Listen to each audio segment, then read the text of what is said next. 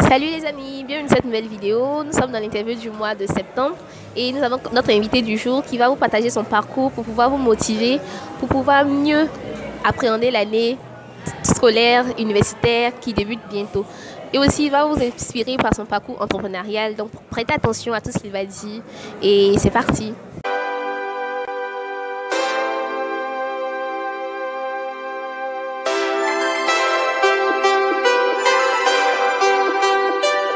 Nous voilà de retour avec notre invité qui va se présenter, qui va expliquer un peu son parcours, comme annoncé en introduction. Donc, pourrais-tu te présenter? Déjà, merci et bonjour à ceux qui suivent. Comment est-ce qu'on les appelle? C'est les followers? Oui, mais les amis, je les appelle mes amis. D'accord, donc bonjour les amis. Donc, je m'appelle Nabioula Dosso. Je suis ingénieur agronome spécialisé en agribusiness. Et j'ai fait ma formation à l'Institut national polytechnique Houphouët-Boigny de Yamoussoukro. Et puis après, je suis rentré dans le monde professionnel par de petits cabinets. Et ma première grosse expérience professionnelle a été avec les Nations Unies. Donc j'ai travaillé comme assistant technique sur un programme qui s'appelle 1 pour 20, donc qui consistait à aider l'État de Côte d'Ivoire à mobiliser 1 milliard de dollars pour replanter 20% de forêt. Et bon, après 2 ans à travailler sur ce programme-là, j'ai un peu changé ça et là entre diverses consultances. Donc j'ai fait pas mal d'études sur les analyses économiques de chaînes de valeur agricoles, notamment le café, le cacao, en fait toutes les cultures d'exportation et puis aussi le maraîcher. Et après j'ai commencé à développer un profil un peu plus marketing, toujours dans les consultances. Et bon, finalement j'ai créé mon entreprise qui s'appelle Domni et qui est spécialisée en agribusiness, en marketing et en durabilité. Mais l'idée de l'entreprise, c'est plus de l'appui conseil à travers la gestion de données. Voilà. Très, très intéressant à voir ça. Comment est-ce qu'on arrive à ce niveau-là? Quel est ton parcours scolaire? Comment est-ce que tu as fait pour atteindre ça? Comment intégrer l'INP? Comment avoir son entreprise?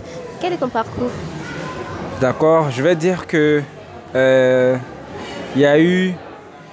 me suis posé de bonnes questions au bon moment. Ça m'a permis de faire des choix qui m'ont aidé. Mais en vrai, pour l'INPHB, moi, j'avais jamais rêvé d'intégrer l'INPHB. J'avais un ami en terminale qui, lui, voulait vraiment le faire. Moi, je voulais être médecin. Finalement, lui, aujourd'hui, il est pharmacien. Donc, c'est un peu lui qui m'a motivé, après le bac, à postuler pour l'INPHB. Parce que moi, je ne voulais pas faire de grande école. Bon, j'ai postulé et puis, après, je me suis bien renseigné après le bac. Je me suis rendu compte que c'était une belle opportunité d'intégrer l'INPHB. Et donc j'y suis allé. J'avais même eu des bourses pour quitter le pays. Mais j'ai fait le choix de l'INPHB parce que, ça va vous paraître farfelu, mais j'avais pas envie de quitter le pays parce que je n'étais pas sûr que j'allais pouvoir manger à Tchéké. Comme je le fais à Abidjan. Donc c'est la Tchéké qui m'a sauvé, je veux dire. Merci à la Tchéké. Oui, merci à la Tchéké. Non mais bon, voilà. Et donc comme ça, j'intègre l'INPHB avec les classes préparatoires. C'était pas facile, mais bon, on a pu maintenir le cap avec des devanciers qui étaient là-bas, qui nous ont bien coachés. Je pense que ça, c'est primordial aussi dans la réussite de tous les étudiants qui passent par là-bas. Et puis après, il y a l'insertion professionnelle à travers le networking qui existe entre les aînés et les cadets. Donc moi, j'ai toujours travaillé dans des entreprises qui étaient en fait possédées par des aînés de l'école. Voilà. Donc j'ai travaillé dans deux entreprises en mode cabinet où j'étais avec des aînés de l'école.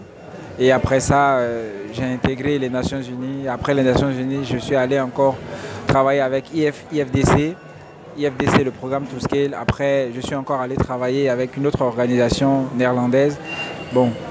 Comme ça, et jusqu'à finir par créer mon entreprise. Mais ce qui fait que je crée mon entreprise, c'est que déjà, je sais que j'ai la fibre entrepreneuriale en moi, mais j'avoue que je n'étais pas sûr de le faire maintenant.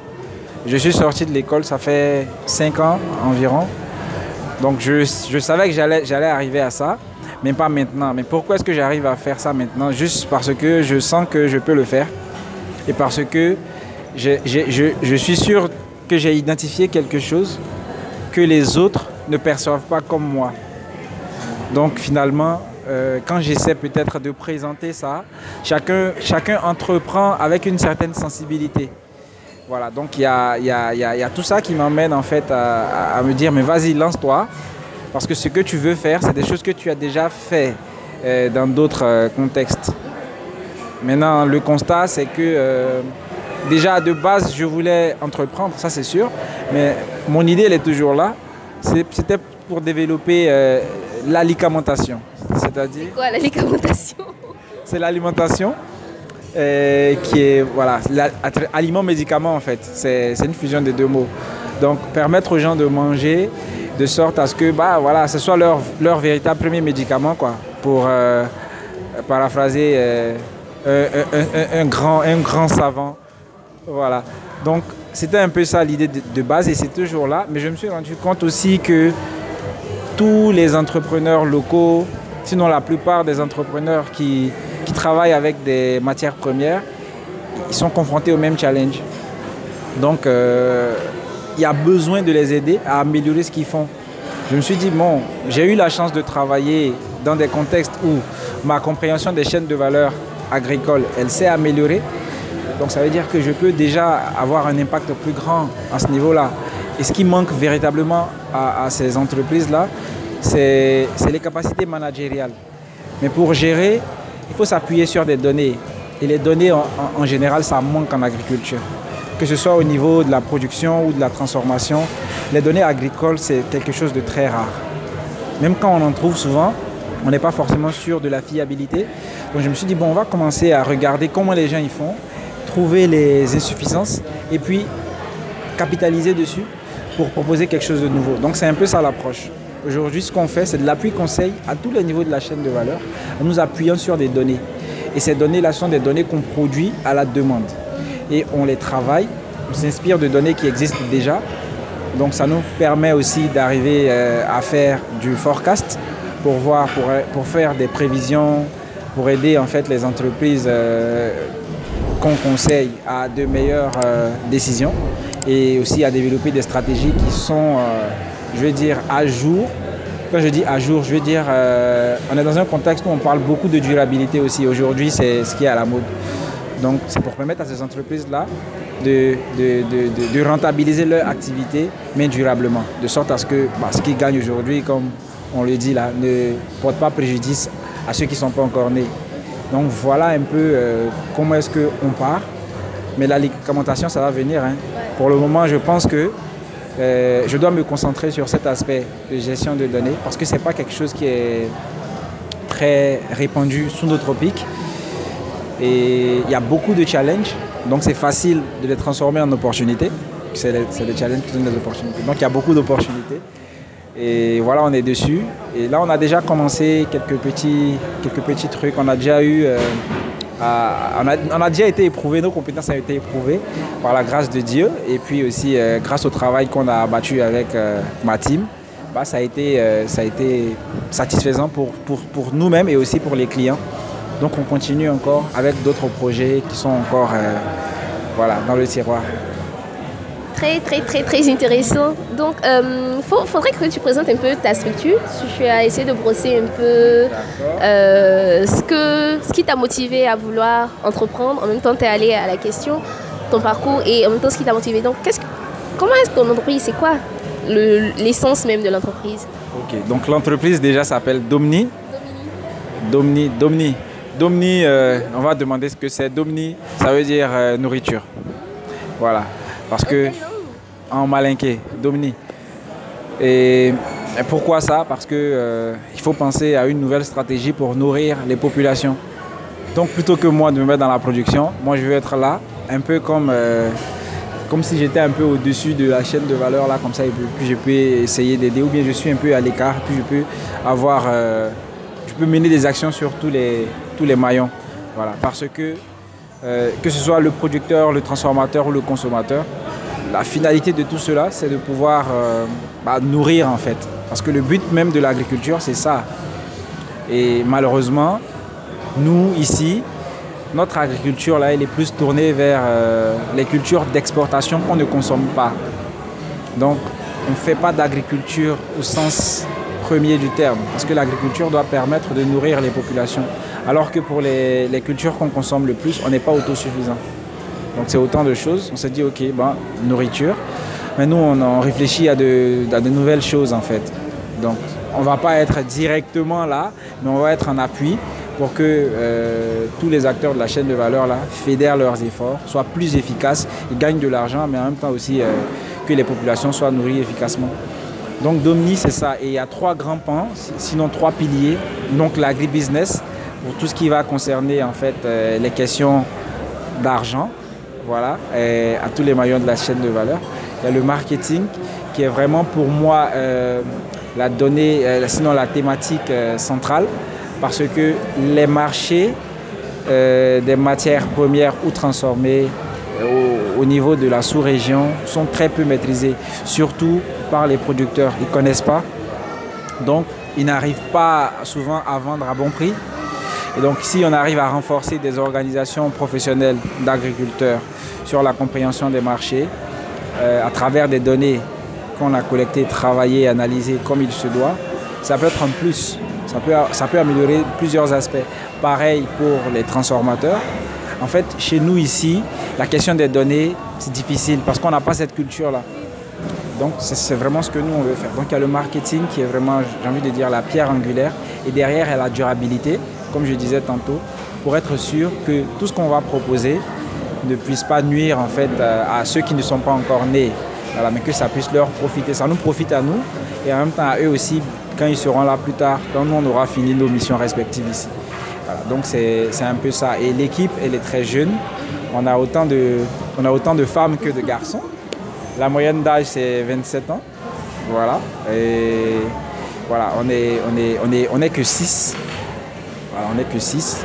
Et bon, voilà, on est 2 par thématique, on va dire. Mais on travaille tous ensemble. On mutualise nos efforts pour arriver à faire ces études-là. Voilà. Très intéressant. Et si on veut vous contacter pour vous poser des questions, plutôt pour pouvoir nécessiter votre service, comment est-ce qu'on s'y prend?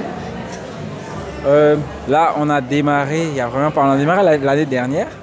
On va dire que j'ai commencé tout seul avec de la consultance individuelle en freelance jusqu'à ce que je décide d'avoir l'entreprise.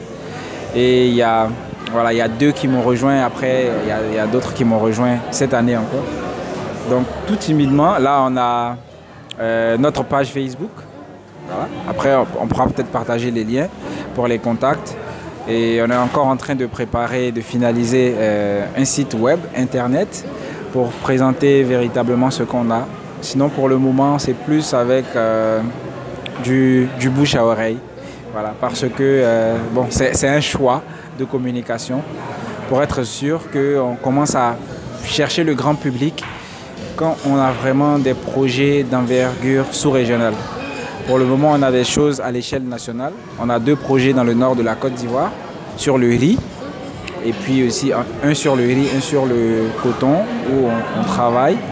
Il y en a aussi, on a déjà fait d'autres projets dans le café, dans le cacao, dans les VA.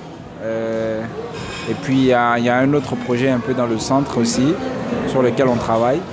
Là, c'est plus du renforcement de capacité sur le maraîcher. Voilà, donc il y a ces petites choses-là déjà qu'on fait. Sinon, il y a ces choses-là, on dit de ne pas dire petit. Donc il y a ces choses-là. C'est un de mes mentors qui m'a dit ça. Voilà.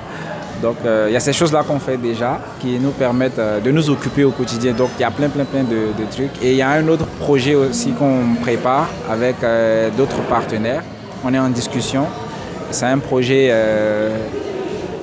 comme il est encore en préparation, c'est un projet en fait, on va dire, qui est d'envergure sous-régionale, comme je dis.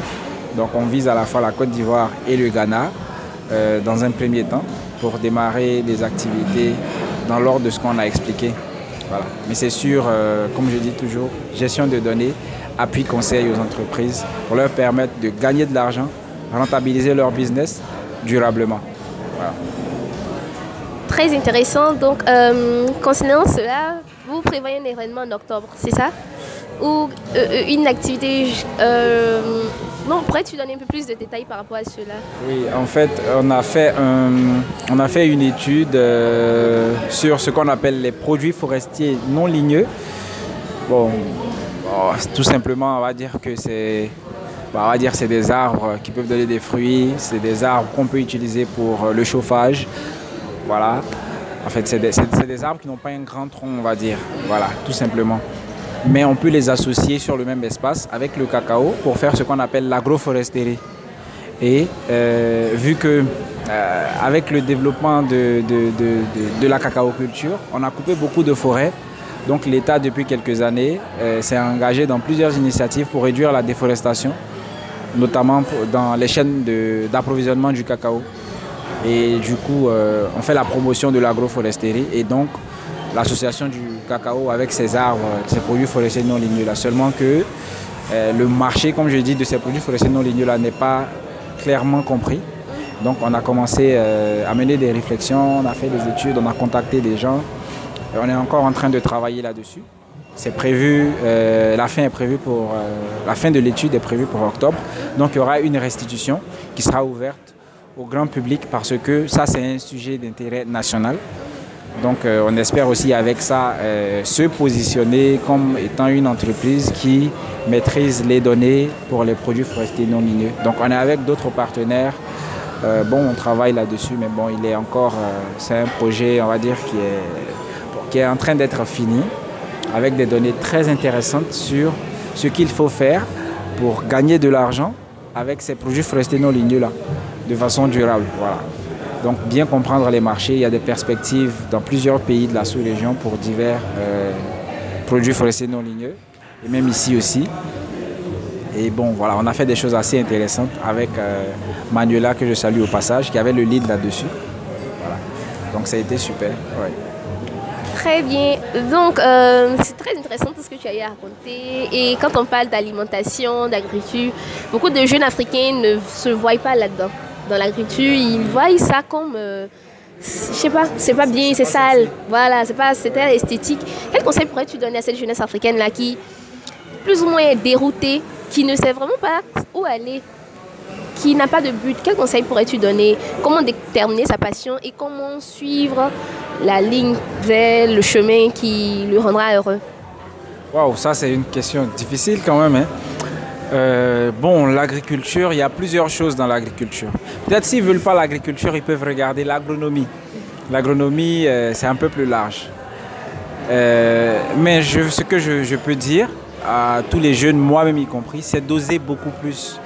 Trouver sa passion, souvent, ce n'est pas toujours évident, mais il faut poser beaucoup de questions à son entourage dans un premier temps. Et une fois qu'on a des bribes d'idées, où il y a des choses qu'on sent, il faut oser. Je pense qu'en toute chose, il faut beaucoup oser. Il faut oser, il faut avoir de l'audace.